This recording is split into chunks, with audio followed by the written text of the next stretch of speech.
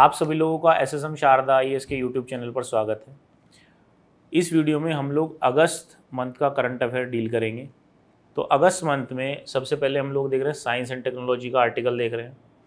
अब ये science and technology में जो आर्टिकल है ये क्रॉनिक फटीग सिंड्रोम से रिलेटेड है। ये क्या है?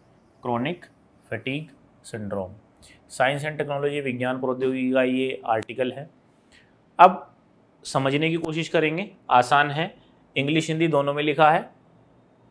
अब देखो ये केस, ये जो सिंड्रोम है, जो हमारा क्रॉनिक फटीग सिंड्रोम है, ये केस पहले कैसे आया इसको समझते हैं। हाल ही में एक मैटर हुआ कि जो दिल्ली उच्च न्यायालय है वहाँ एक महिला ने याचिका दायर की। दिल्ली उच्च न्यायालय में एक महिला ने याचिका दायर की।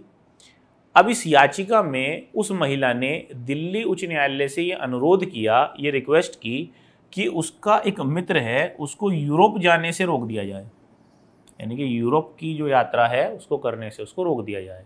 अब अगर इस महिला का कोई मित्र यूरोप जा रहा था तो इसको ऐसी क्या समस्या है कि भाई उसको रोक रही है? इसका कारण था कि वो जो व्यक्ति था, यानी कि उस महिला का जो मित्र था, वो 2014 से क्रॉनिक फटीग सिंड्रोम से पीड़ित था और वो चिकित्सक की सहायता से इच्छा मृत्यु प्राप्त करना चाहता था। यानी कि उसका जो उद्देश्य यूरोप जाने का था वो ये था कि वहाँ चिकित्सक की सहायता से वो इच्छा मृत्यु प्राप्त कर सके। अब बात आती है कि ये CFS क्या है। ठीक है, CFS क्या है? अब ये जो CFS है इसका एक और नाम मायालजिक एन्सेफेलोमाइलाइटिस, या इसको हम कह सकते हैं ME या फिर CFS, ये भी इसका एक और नाम है। क्रॉनिक फटीग सिंड्रोम जो है ये एक गंभीर और दुर्लभ करने वाली बीमारी है।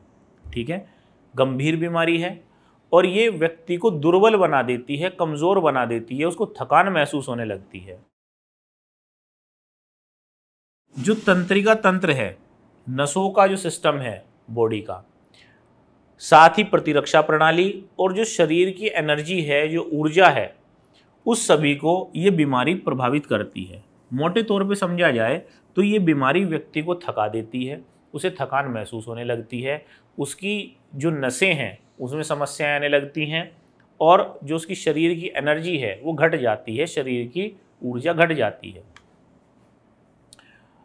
अब ये जो शब्द है, शब्द क्या है? Chronic fatigue syndrome.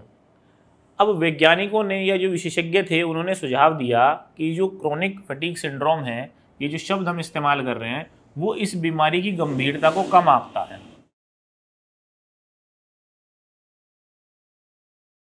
2015 की एक रिपोर्ट में US इंस्टीट्यूट ऑफ मेडिसिन ने इस शब्द की जगह एक नया शब्द SEID, systematic exertion intolerance disease, इन्होंने कहा कि क्रॉनिक फटीग सिंड्रोम की जगह क्या शब्द इस्तेमाल करो? SID। ठीक है, अगर हम इस बीमारी के कारणों की बात करें तो अभी तक एग्जैक्ट इसके क्या कारण हैं ये पता नहीं चल पाया है।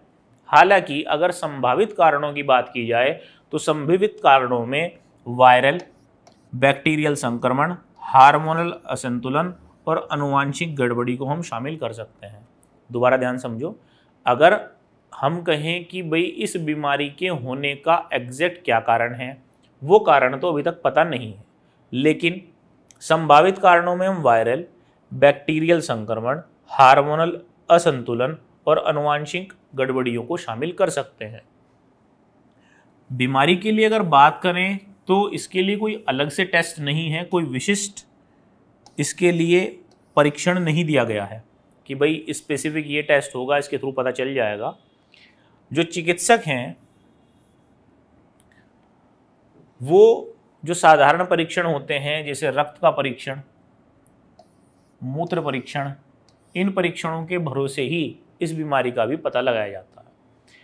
अगर बात करें कि ये जो CFS है, ये बीमारी किन लोगों में हो सकती है? तो बच्चों से लेकर के किसी भी उम्र तक के वयस्क को ये बीमारी प्रभावित कर सकती है। CDS के अनुसार ये बीमारी महिलाओं और 40 से 60 वर्ष की आयु के बीच के लोगों में अधिक सामान्य रूप से पाई जाती है। इस बीमारी के लिए अभी हाल फिलहाल कोई विशिष्ट इलाज उपलब्ध नहीं है, कोई विशिष्ट उपचार अनुमोदित नहीं किया गया है।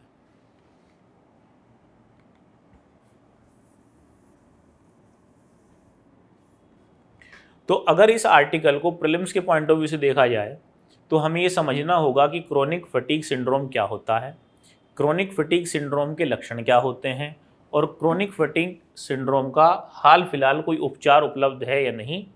और अगर हम इसको और ज़्यादा डिटेल में देखना समझना चाहें तो भारत में इसकी क्या स्थिति है ये भी हम लोग देख सकते हैं। तो ये आर्टिकल यहाँ पर फिनिश होता है। ठीक है, नेक्स्ट आर्टिकल हम लोग नेक्स्ट वीडियो में डिस्कस करेंगे।